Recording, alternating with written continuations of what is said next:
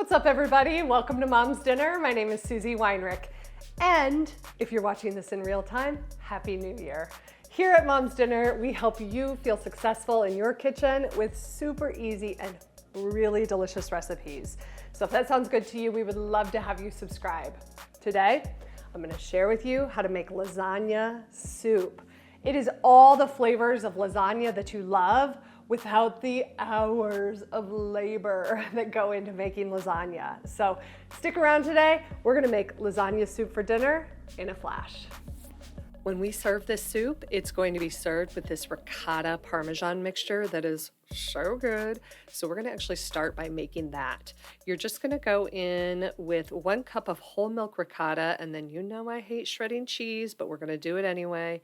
We need a 1/4 cup of grated Romano or Parmesan, and then just a couple dashes of kosher salt. If you like a little pepper, add that in there too. If you want it spicy, add a few red pepper flakes. Stir that together, and then we're just going to pop it in the fridge and let it cool and solidify while we make the soup. So to start the lasagna soup, you need a big pot or Dutch oven over about medium heat. Add a couple tablespoons of olive oil, and then you're going to go in with 1 pound of your favorite Italian sausage. This can be pork or turkey or chicken. It can be hot, mild, sweet, whatever you like. Go ahead and start crumbling that up and get that browning. Now this is one of my favorite new kitchen tools, y'all. Ooh, I hated chopping onions. Not as much as I hated shredding cheese, but I did hate chopping onions, and this makes such quick work of it. So I'll link this little tool down in my description box for the one that I got on Amazon. So add that onion. I did a large yellow onion, and then you add in 4 garlic cloves. Get that all crumbled and browned and get the onions softened, and then I drained off the extra grease. This is how I do it. You do however you do it in your kitchen. I just tip up the pan and grab some paper towel and sop up all that grease. Now to that mixture, we're going to add in 2 tablespoons of tomato paste. Tomato paste does really well when you let it saute for a little bit. It caramelizes and develops the sugars, which is super delicious. Now let's add some seasoning. You're going to do 1½ teaspoon of dried oregano, 1¼ teaspoon of kosher salt, 1 teaspoon of onion powder, 1½ teaspoons of sugar. That's going to balance all of that tomato that we have in here. And then you're going to add in some red pepper flakes and a bay leaf. Now we're going to add in 4 cups of chicken broth or chicken stock. When I add this, I am slowly adding it to the hot pan, and the mixture of the liquid and the heat is going to do something called deglazing the pan. All of those browned bits that are on the bottom of the pan from the onions and the sausage, that's all flavor. So you want to scrape those up and get those added into the soup. Then finally, we're going to add in a 28-ounce can of crushed tomatoes in heavy puree and get that all stirred together. All right, we've got it all put together. I'm just going to pop the lid on part of the way and let it just very lightly simmer for about 15 minutes. All right, we let that simmer, and now we're going to take it off the heat, and we're going to finish this up with fresh basil. You cannot have lasagna flavors. Let me turn my fan off without that fresh basil flavor.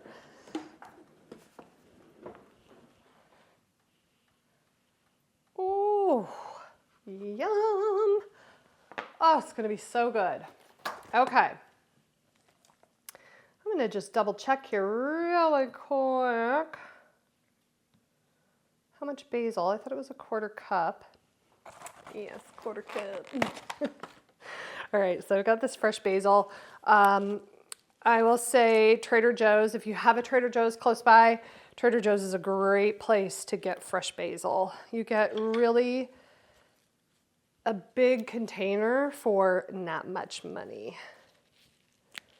Okay, oh, that smells so good. It actually smells kind of peppery today.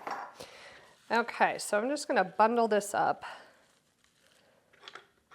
real easy. Give it a rough chop. These little Leaves are a little squirrely today.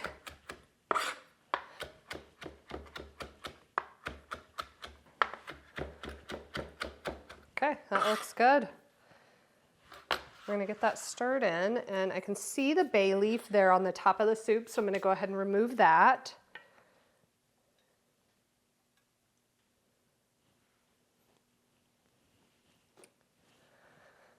I'm just gonna get a little bit of basil stirred in, and you may be saying to yourself, it doesn't have pasta in it, so it's not lasagna soup. Well, guess what? We cooked the pasta separate. So this recipe specifically has the pasta cooked separate for a few different reasons. Number one, if you aren't going to eat this entire pot of soup, then having the pasta separate keeps the pasta from overcooking and from soaking up all the liquid in your soup. The second reason is that when you cook the noodles in the soup, sometimes the noodles can get overcooked, and if you cook them in here, it's going to change the ratio of liquid that you need for the soup. So it really is best if you keep the pasta separate. Here's what you can do though. If you know that you're going to eat this entire pot of soup, then go ahead and just dump this in there, stir it in, and serve it. Good to go.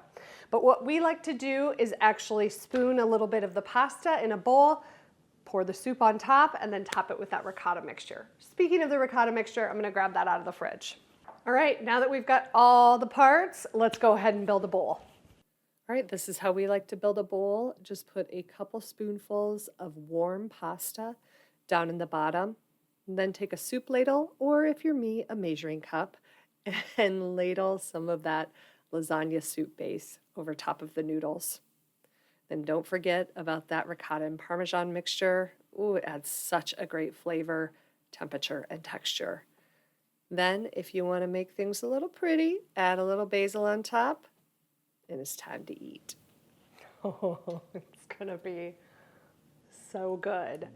So obviously I used a kind of rotini style noodle. You can use rotini, farfalle, you could use mafaldine, you could use even like broken up lasagna noodles. Any of those will work just fine. The combination of the cool ricotta and parmesan mixture with the warm soup, it's so good. I'm gonna take a little bite. Hopefully it's not smoking hot. It's just right. Oh my God.